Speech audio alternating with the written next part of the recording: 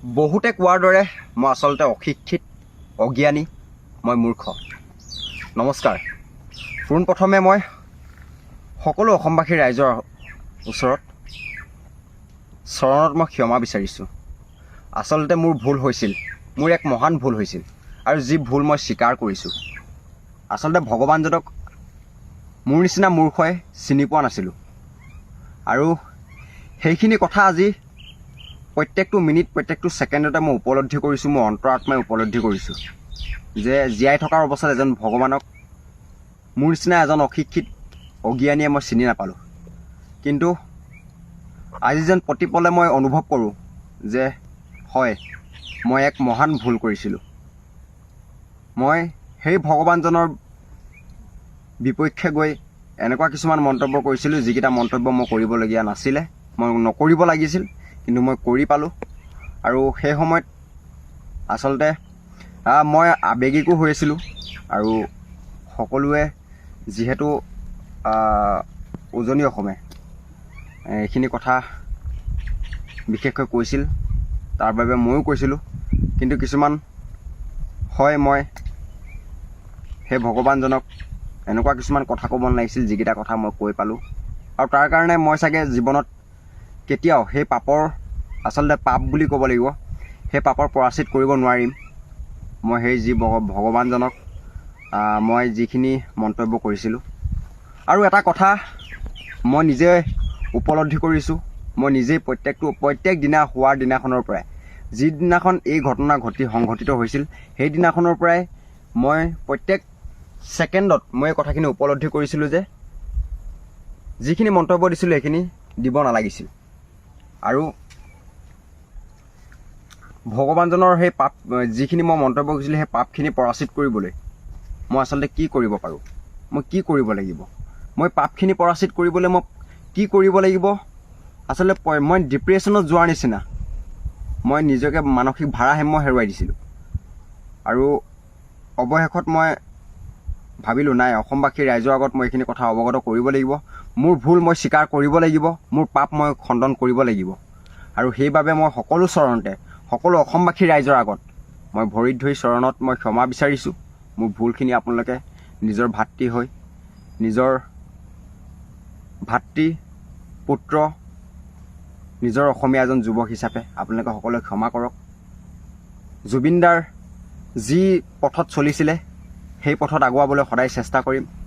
আৰু মই প্ৰত্যেক দিনা শুওঁতে এটা কথা ভাবিছিলোঁ যে পাপৰ খণ্ডন কেনেকৈ হ'ব, এই পাপৰ খণ্ডন কেনেকৈ হ'ব। যিদৰে দস্যু ৰত্নাকৰ বাল্মীকি হৈছিল, তেওঁ ভাবিছিল যে মই এজন দস্যু, মই এজন ডকাইত। যেতিয়া নিজৰ ঘৰৰ সকলোকে ডকাইতি কৰি পেলাই আনি খুৱাইছিল, ৰাস্তাত বাটত মানুহ ধৰি ধৰি ডকাইত কৰিছিল, আৰু দস্যু ৰত্নাকৰে সেই ডকাইত কৰা ধন সম্পত্তি ঘৰৰ মানুহক দিছিল।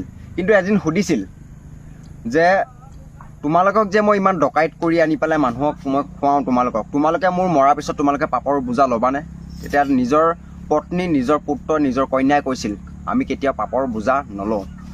গতিকে দস্যু ৰত্নাকৰো যদি বাল্মীকি হ'ব পাৰিছিল, মই এজন অজ্ঞানী দীপাংকৰনাথ কিয় মই ভাল মানুহ হ'ব নোৱাৰিম? অৱশ্যে পাৰিম, যদি মই নিজকে উপলব্ধি কৰোঁ, যদি মই নিজকে মানি ল'ব পাৰোঁ যে মই ভুল কৰিছিলোঁ, সেই ভুলৰ মই পৰাচিত কৰিব লাগিব, সেই ভুলৰ পাপৰ খণ্ডন মই কৰিব লাগিব। আৰু দস্যু ৰত্নাকৰৰ যিদৰে বাল্মীকি হৈছিল, মই দীপাংকৰনাথ হিচাপে মই নিজেও ভাল হ'ম। মই নিজে আপোনালোকক মই কথা দিছোঁ, মই যিখিনি বেয়া কাম কৰিছিলোঁ, যিখিনি বেয়া কাম আগতে মই যিখিনি মন্তব্য দিছিলোঁ, জুবিনদাৰ পথত মই চলিবলৈ সদায় জুবিনদাই কি কয়, জুবিনদাই সকলো এক হৈ, সকলো একেলগে এক পথেৰে যোৱা কথাটো সদায় কৈ আহিছিল। কিন্তু মই যিখিনি বেয়া কাম কৰিছিলোঁ, মই যিখিনি নকৰিবলগীয়া কাম কৰিছিলোঁ, সেইখিনি মই আজিৰ পৰা অসমবাসী ৰাইজৰ আগত মই শ্ৰীচৰণত মই ক্ষমা বিচাৰি, আচলতে এক আৱেগিক সময়, আৰু এইটো সময় ধৈৰ্য ধৰাৰ নহয়। মই ইমান দিনে মাত মতা নাছিলোঁ, আৰু আপোনালোকে গম পায় সেইটো সময়ত মাত মতাটো মোৰ কাৰণে সম্ভৱ নহয়। মই এতিয়া যিহেতু মই ভুল কৰিছিলোঁ, মই ভুলৰ পাপৰ পৰাচিত কৰিব লাগিব। জুবিন দাই কোৱা প্ৰত্যেকটো কথাই আখৰে আখৰে পালন কৰিম, প্ৰত্যেকটো শব্দ মই আখৰে আখৰে পালন কৰিম আৰু প্ৰত্যেকটো কামেই মই আজিৰ পৰা সেই পথেৰে চলিবলৈ মই কোনো ভেদাভেদ নকৰাকৈ জাতি বৰ্ণ ভাষা নিৰ্বিশেষে মই এক হৈ সকলো ন্যায়ৰ সপক্ষে মাত মাতি সকলোৰ লগত এক হৈ মই চলিবলৈ চেষ্টা কৰিম।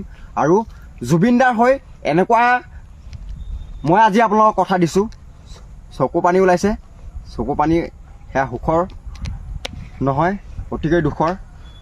যিদৰে এজন ভগৱানক দুটামান কালপ্ৰীতে নাইকিয়া কৰি পেলালে, শেষ কৰি দিলে, কিন্তু জুবিনদাৰ হৈ মই এনেকুৱা আজিৰ পৰা পদক্ষেপ ল'ম যি পদক্ষেপ আপোনালোকে হয়তো ভাল পাব।